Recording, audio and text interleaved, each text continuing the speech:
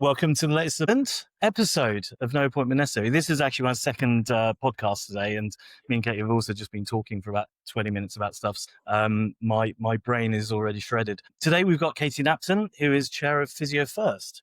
I've known you now probably for about 5 years in different things, and I thought it was really interesting to get Katie on because and I'll put this out there. In my mind, Physio First was a pretty terrible organization when we first came into the industry. And I think Katie's done really well and wonders to some extent to try and change the organization. She may disagree with me on how bad it was, but I think you have a lot of access, like we do, to private clinics, to private clinic owners. So I think it's really interesting to have you on and interrogate you a little bit about Physio First, but also about the market in general. And see where we can have a good debate and argument. So welcome, Katie. Do you want to give me a quick background on who you are? Yes, thank you, Michael. So yes, chair of Physio First. I'm also a practicing clinician. So I have a soul clinic and I also run a video physiotherapy clinic where I have a number of physios and we do predominantly B2B work. Yeah, so that's where Just I'm at. on that, on the video side, because I remember we chatted during COVID, and I remember it being incredibly difficult for clinics to crack that virtual consultation nut. Very few actually managed to do it, but you did, didn't you? You did a bit of video stuff. Yeah, I mean, I wouldn't say it's still easy, but it was set up pre-COVID, an innovator. But it is gaining some traction, mainly just, as I said, it works really well on that B2B, that quick, immediate advice and education. Yeah, Benefit. it's really interesting because as someone now, so pre me getting into the industry, I would never have a video consultation with a physio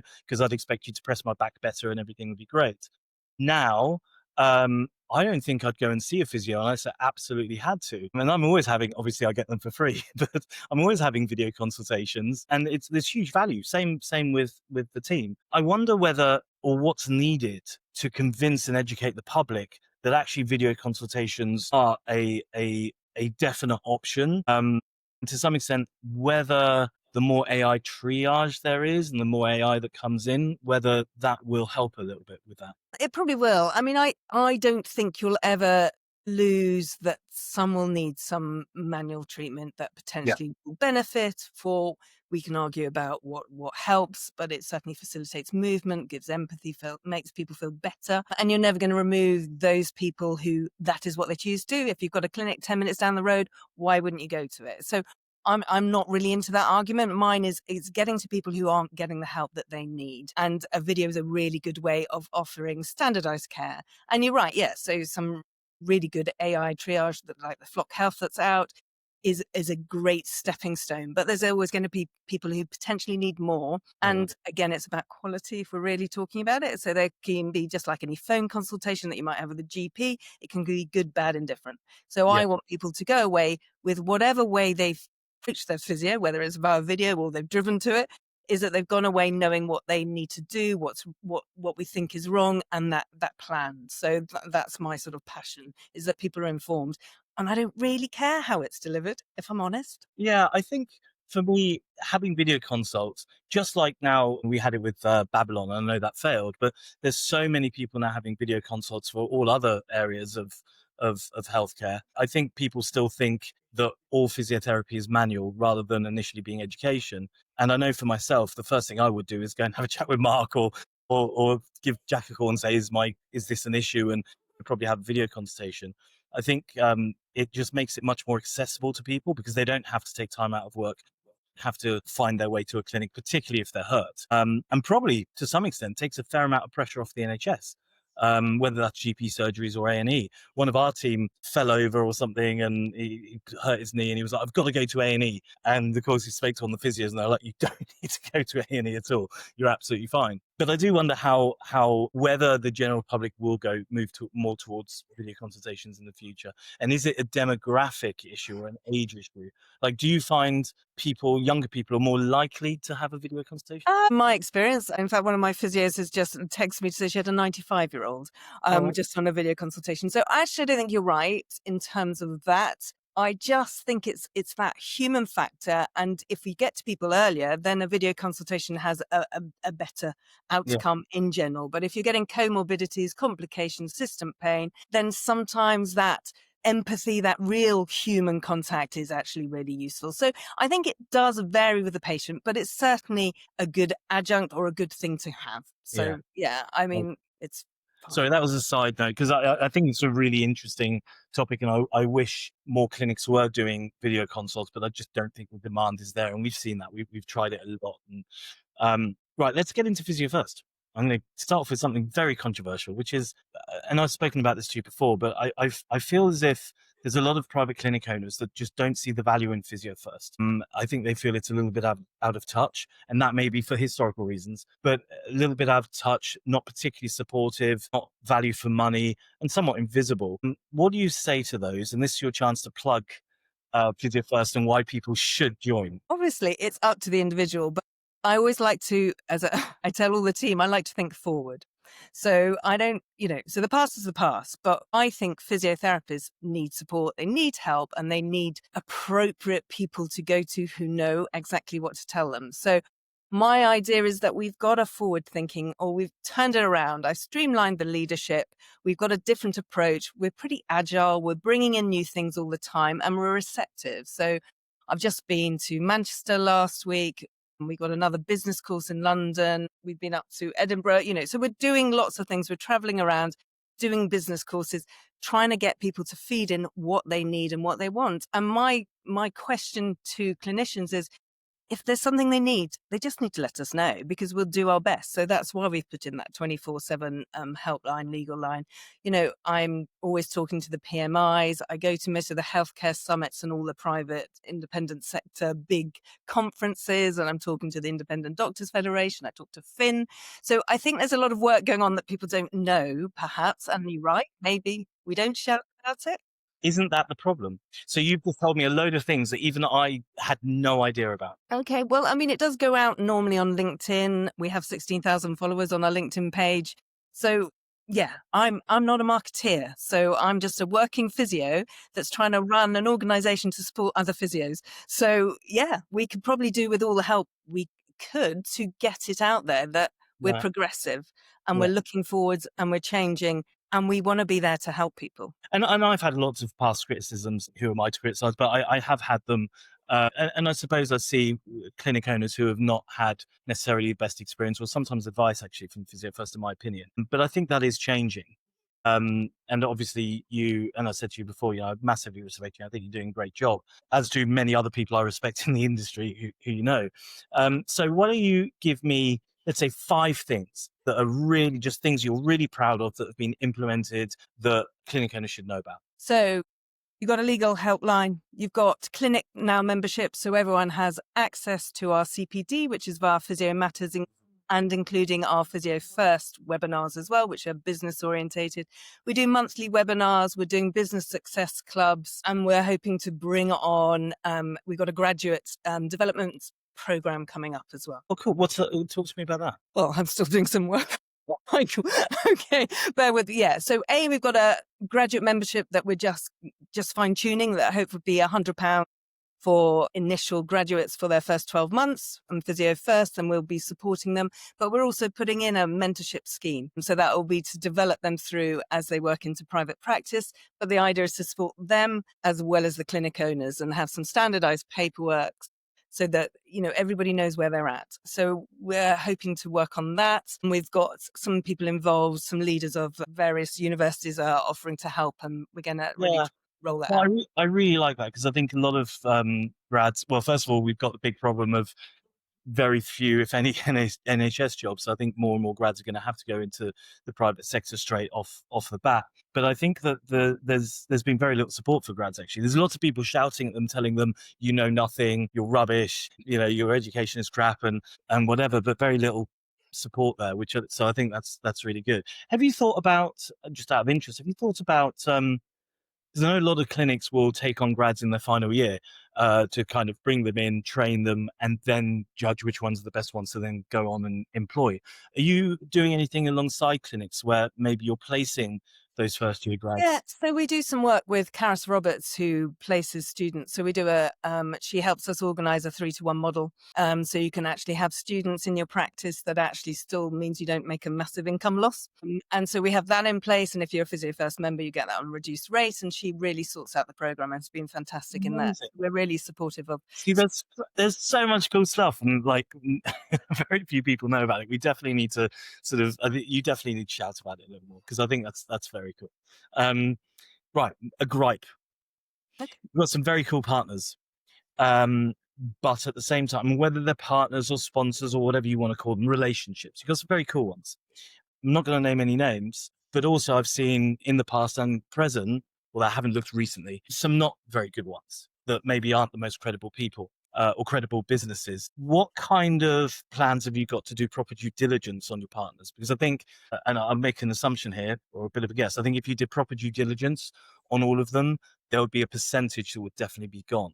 So what kind of due diligence are you going to do, if any? So I think historically there have been partners that you may be talking about, and actually, obviously, I don't like looking back, but they were pre me coming in that historically been established there. And at the time, I think there was due diligence done, but things change. So we are doing an annual review and checking through things. So there is, and then they're interviewed and talked to, and we try and check Okay. how they're aligning.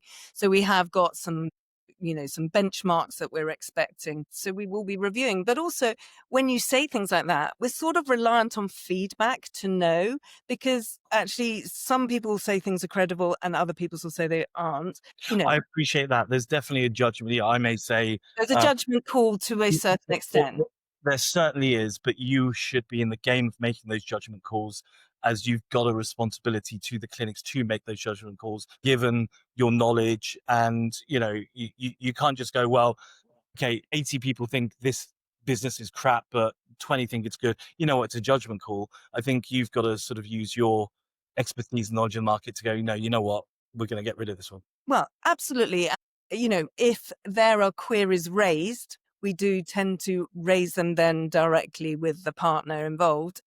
Well, you did with us, actually. To be fair, you did with us. I think you had a few comments from people and came to us and said, But we need the comments and we need to know what you're questioning because, with all the best of in the world, I am also trying to work and run it and do some other bits. So unless people inform us, so it's a little bit like you saying, people leave, so they might leave Physio First or didn't do a thing for me. And you go, well, if you could tell us what you wanted, that would help. So is that not knowing? We're all very good at complaining about things, but do we ever tell the relevant people? It's a bit like going away from a restaurant going, oh, that was rubbish and I didn't really like that, and not feeding back because it's not useful. You don't, the restaurant doesn't know, and then you just go and bad mouth, and then it becomes a bit of a trickle effect. And as you know, in industries like ours, that's not helpful. So it's far better to confront things. So we need to know we are reliant on our members or our potential members to tell us what, if they've got an issue with us, if there's something they wanted us to do, because if we don't hear it, we don't know it.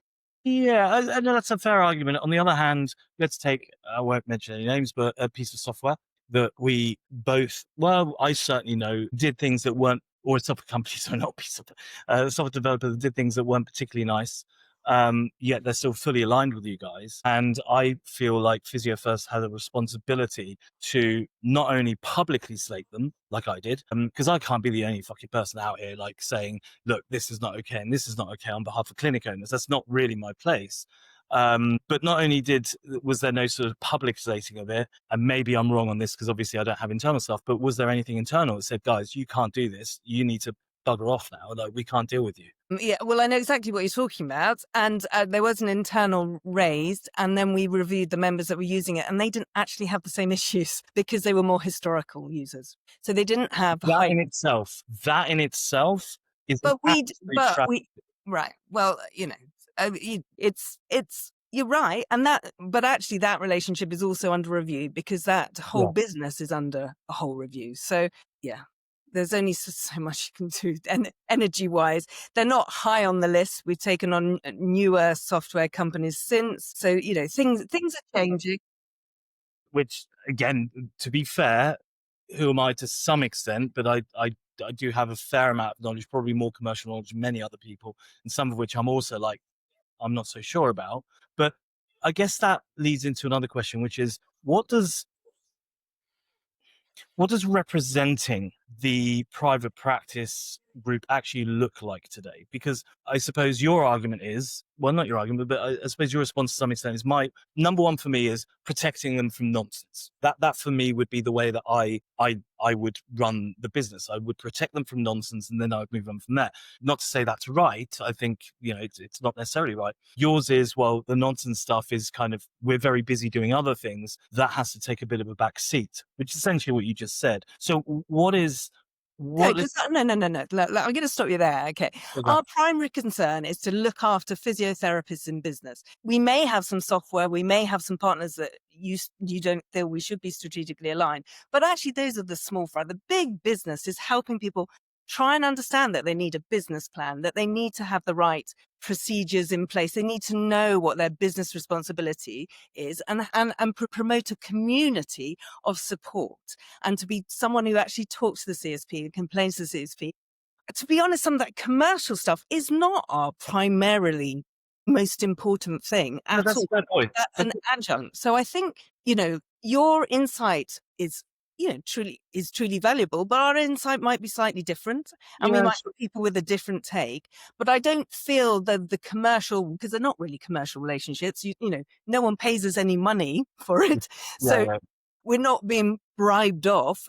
Our Mm. main passion is to support physiotherapists on a day-to-day basis, recognizing that they're in business. Now, as you know, that is quite a lot of work in the first instance for some. Absolutely. Yeah, I'm just interested to see where, what if you had a sort of a Maslow hierarchy, what is at the top, what is at the bottom, and then what do you see as really important? Because I think um one of you mentioned it, very, very important, I think, for clinics to become commercial, have business plans, and look at their metrics and so on.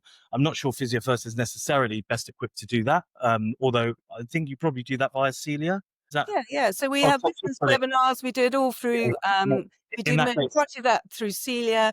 We encourage with all the we've got competency frameworks. We've got So we've got lots of things in place, and Celia's brilliant. And yeah, and that's our USP. To be honest, Michael, is that we offer business support and practice day to day, sort of a community to yeah. help. So if we looked at it as a hierarchy, so in just put it into four, what would you say? And again, for clinic owners thinking about joining, because I think they should, by the way. But what is it? What are those four major things? What are you doing? So in terms of, we do monthly webinars. So we've just had a accountant. I mean, in terms of what it means to represent private clinic owners. So it's one, maybe talking to insurance companies and negotiating their. Yeah, I do that all the time. They hate me, so they can't really cope with how candid I am. Every meeting I do with various insurance companies, I go, so are we talking quality, proper reimbursements, long-term gains, and actually probably reduce your cost overall and higher customer satisfaction? Are we talking about that yet?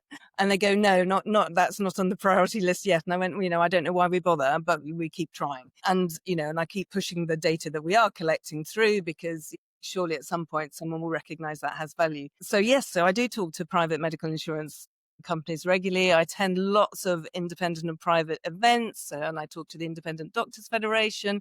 I have a contact with Fin, so we have regular discussions on what's happening in the independent sector more widely. I also have the joy of being involved, obviously, as a professional network of the CSP and trying to modernize some of their attitudes towards the healthcare sector as it is. Hence, I write quite a lot of pieces on LinkedIn, and and basically also trying to keep aware of the changes within the industry and the innovation that's coming in that potentially we can't ignore. So things like not going. Or when Flock Health brought out physiotherapy, an AI physiotherapy clinic, rather than panic about it, let's turn that around. Let's look how we can utilize it. Let's focus on that, because that was going to be one of my questions. Because something I've seen, and it's not across the board, but I think it's a vast majority of clinic owners. They tend to be quite resistant to change and to innovation. And I don't think that's necessarily just a clinic owner thing. You're going to get that from old lawyers or whatever. It's just one of those things. You certainly get it from private banking. But they are quite resistant to change and innovation, and they seem to actively fight against that change rather than seeing things as opportunities and embracing those things. Why do you think that is? What do you think can be done about it? And just to pick up on flock as an example, I would say the amount of articles I have seen or comments on LinkedIn written by clinic owners saying this is ridiculous, nothing will ever replace the human touch, when in actual fact I think the data shows that it does to some extent. And why the fight against it? Why not, Christ, this is amazing, how do we use it? Well, I mean, everyone's resistant to change. Okay, in general. I mean, I love change, so yeah, I find it exciting. But I think it's trying to explain it in a way that people understand. That actually, embracing things, and then so we. I'm talking on Friday about, actually our human flaws will be our strengths. So we are never going to lose that humanity in healthcare. You're never going to lose that conversation where you have a patient with a knee pain who's actually got a husband with dementia. That's what she's trying to manage, and that's her major problem.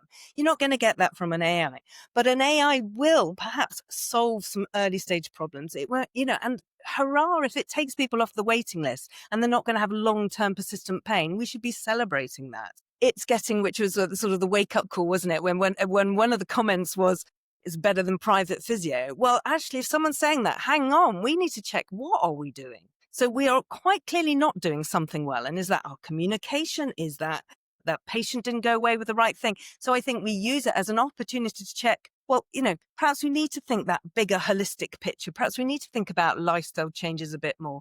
Perhaps, we need to add things to our practice, Pilates, whatever, that will make that a better journey for that patient that an AI can't. So yeah, I mean, I am quite annoying because I actually like new. I like embracing new things because I think it's an opportunity.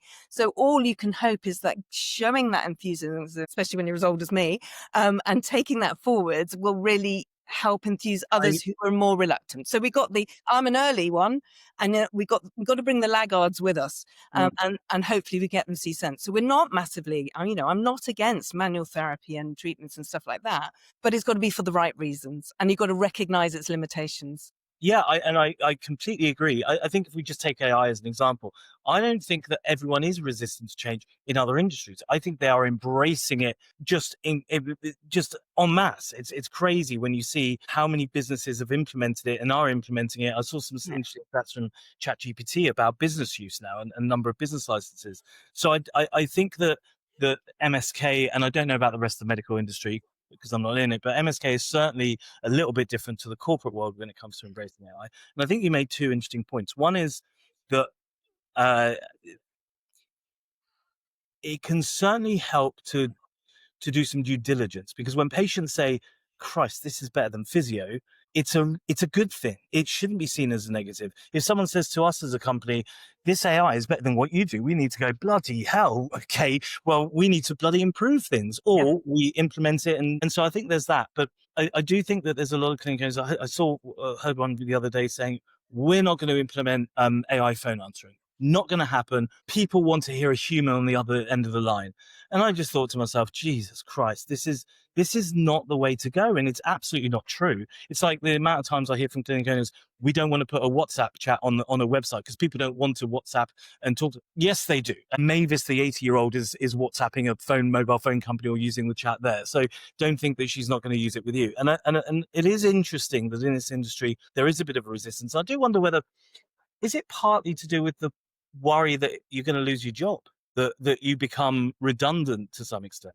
It might be the worry, but we know that's not the case because, I mean, my thing is the whole joy of physiotherapy is that, yes, there's the MSK factor, but actually with our training, we can attack all, because there's comorbidities. Complex Mm, patients should be our dream, becoming that generous specialist. So we're going to have scope for those advanced practitioners that want to do the ultrasound diagnosis and the injection stuff. That's great.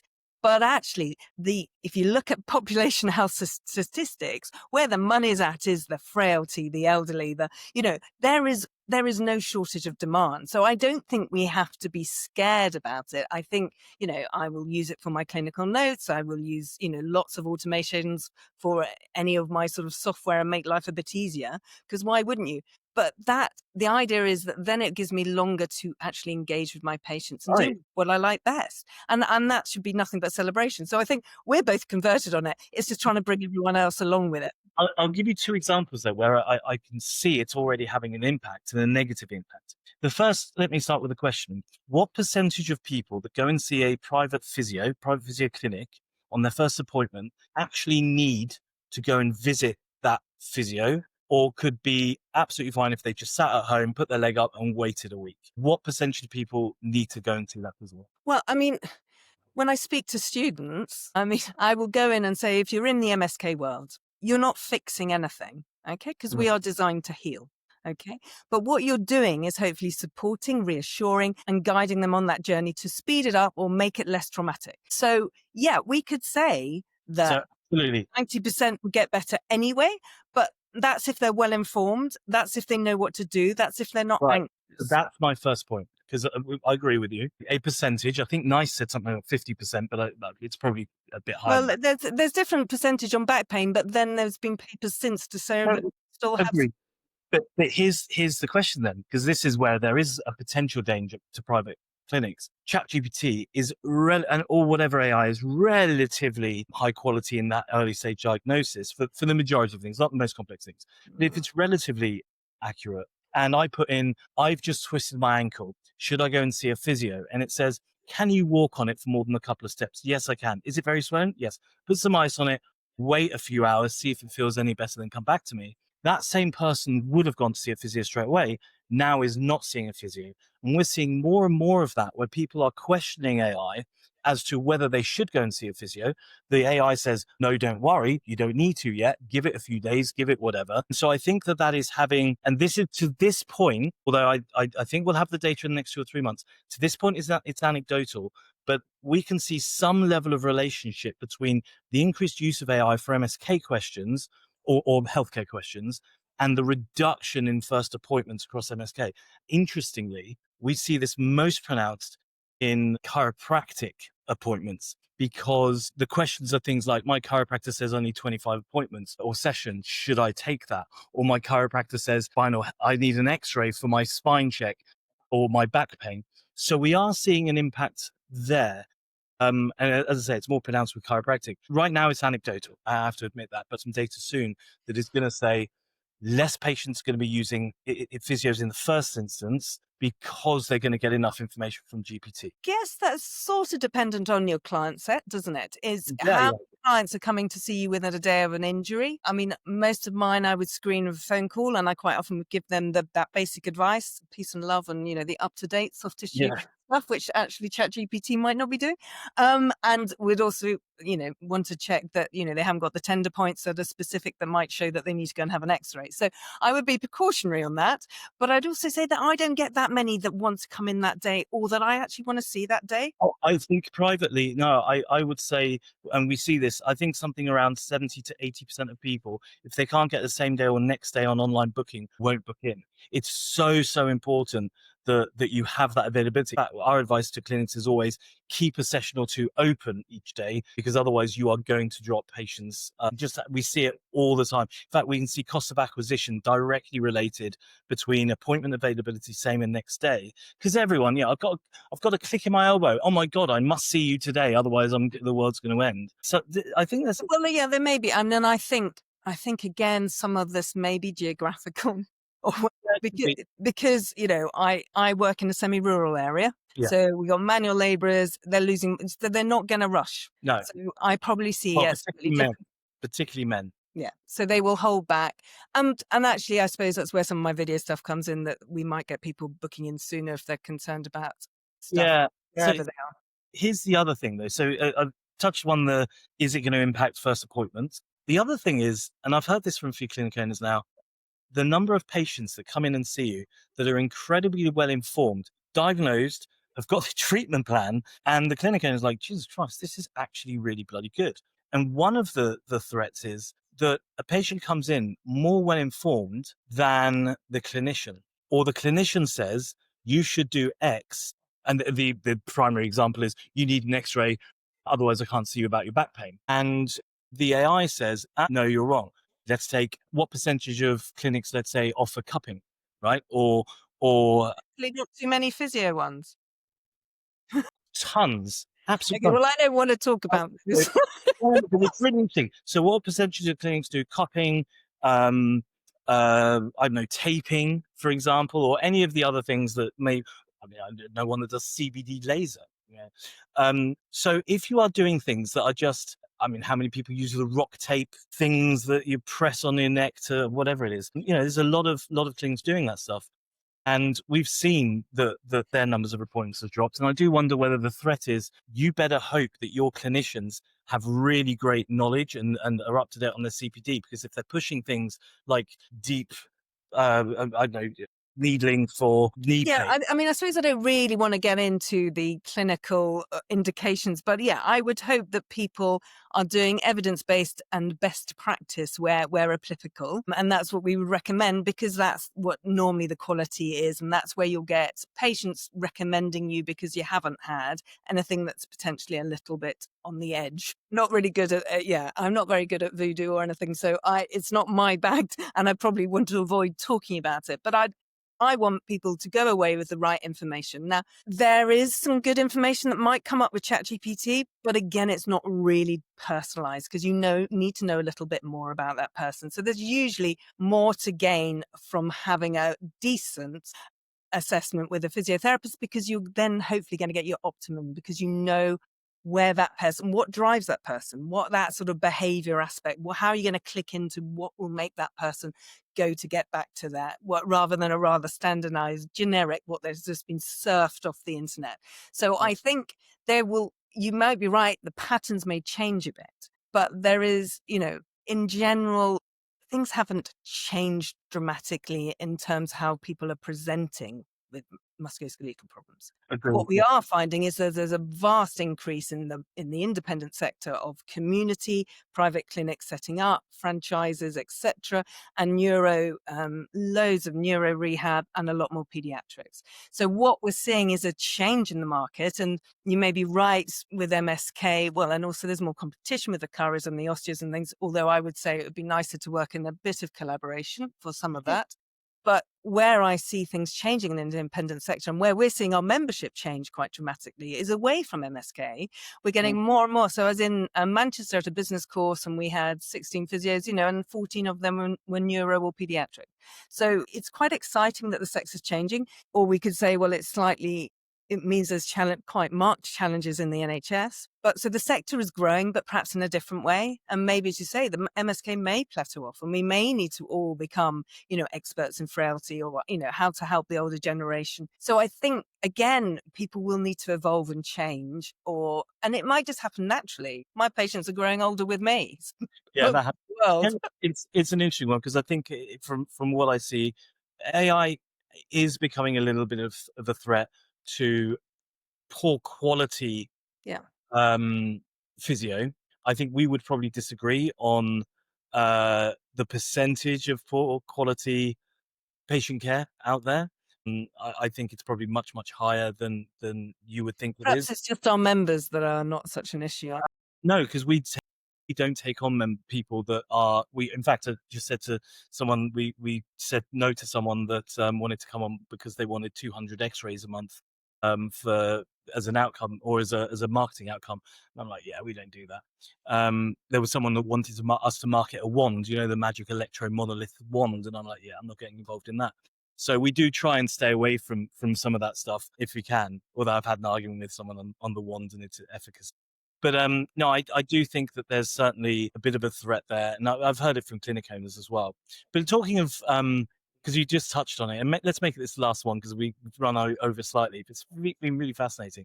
Let's talk about changing the industry and the number of clinics being bought out, the P that's in the industry, the investment.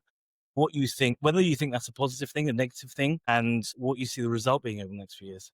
Goodness, just a light one to finish on. I suppose I find it slightly concerning. I mean, I want practice owners to be aware of what they're letting themselves into, and if it's been their baby, Yeah. that no, it's going to change. Yeah. There is just no way. So obviously it's an individual decision. What slightly concerns me is how it's homogenizing that care, because the whole thing about physiotherapy is that therapeutic relationship. Whatever you're doing to that patient, it's that relationship that's really important. Because if you don't have that relationship, people are not going to get better, or they're not going to believe in you. They're not going to recommend you. So when a clinic is literally, it has the same sort of website. It doesn't have much information about the different physios, and it's just, book your appointment here, and it doesn't really matter who. It's a heart sink for me. So, and there is only a ceiling that you're going to get with the healthcare or physio clinics at the end of the day. So they make it generic for a reason, to try and keep it as cheap as possible and get as much returns. That's the thing. And then the worry is, if you're investing however many millions or hundreds of thousands or whatever it is, how interested are you in patient outcomes above and beyond your pure profits, right? Well, yeah. Can you be? Can you be? If I buy, and we'll use it as an example, if I buy pure physio for, I don't know, whatever they were sold for, 20 mil, whatever the number was, and by the way, Finn's obviously one of the best people in the industry that's ever existed. I think he's incredible on what he's achieved, and he's done that all the whilst being completely ethical and really caring. Like, he's brilliant. But I know that people, are they sat there when they're looking at the numbers thinking, yeah, do you know what? Let's put more money into this and make less profit to make sure these patients do better. Or are they sat there going, we want more money. We need to make that money back. And it's an interesting question, right? Across the board, how important is money going to be in the commercialization of clinics? And I've got one of them on actually next week or the week after, where I'm going to be putting those questions to them. But are they ever going to care about patients as much as you would, being a private clinic owner and being in a community and looking after people? Yeah. Well, I think probably not. And that is the consequence of it.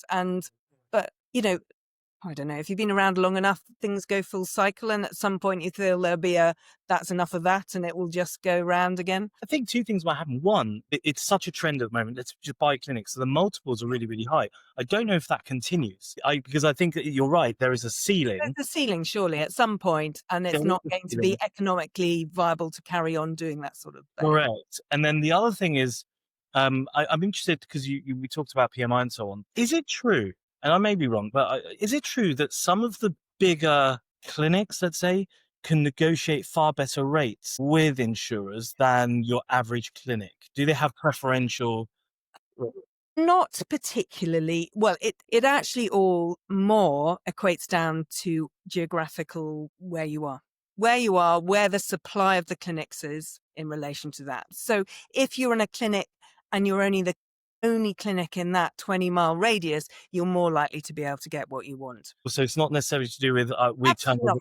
Most of the PMIs will try and push it down one of the big providers, because that's what they have contracts with. So that's their ideal, because you can get it. It's much easier to deal with one big company. So that's the way it goes. And in terms of negotiations, as far as I've been informed, you have more leeway if there isn't another clinic down the road who's going to do it for half the price. So this is interesting, right? Because if one business owns 50 clinics, suddenly now actually it's a positive, right? Because our complaint is physios aren't paid enough. Well, if you've got, like in the veterinary industry now, where I think there's 4 companies or whatever that own every vets in the country, now you've got a much greater power to negotiate. So that could be one benefit if we want to. It could be in theory. I'll be interested to see if it plays out in practice. It's an interesting one because there's so many things being bought out, and I do know that some of those insurance companies are looking at acquiring. Well, we know that one already has acquired a few clinics, so I do wonder whether they're going to start acquiring clinics themselves and then push all the work through them. Yeah, I mean, Bupa are permanently buying various clinics up. So, and they've got a partnership with Ascenti. So there's, it's all out there, but a lot of it is supply and demand, which is where physios struggle to understand the economics of the sector. If there's a lot of physios in the area, you're less likely to command a high price. Yeah, no, and it's a shame, but then at the same time, I think one of our jobs is to get clinics off of Yeah, insurance. I mean, that's our business model that we advise, is to be, as much not reliant on PMIs as is possible. Yeah. So you use them as it suits you. But the strongest power physios would have is actually to walk away when they're not reaching prices. But this is the problem that doesn't happen. People just sort of try and make do, which I totally get. But if we were much braver and we could sort of state our own claim and walk away, then we'd have much, much more strength. Right, listen. I've got another 20 questions. I could talk to you for hours, but we need to go. I need to let you go. You've got enough on. I don't ever promote stuff on here ever, but I will say go join Physio First, and I think it's really important that private clinics have a place, and someone that can represent them. And I know you're, you know, historically maybe not the greatest organization, but you are making change, and I think you can affect change more effectively the more members you have. So if you're a physio clinic owner, go join. Yeah, go and join. As I say, I don't normally promote stuff, but I'm happy to promote this one. As I say, could ask you a million questions. Thank you so much. Maybe we'll do another one at some point. And you've been a really good sport, and not talk too much at some of my more controversial questions. So no, many, many, many thanks. Thanks, Michael. Cheers.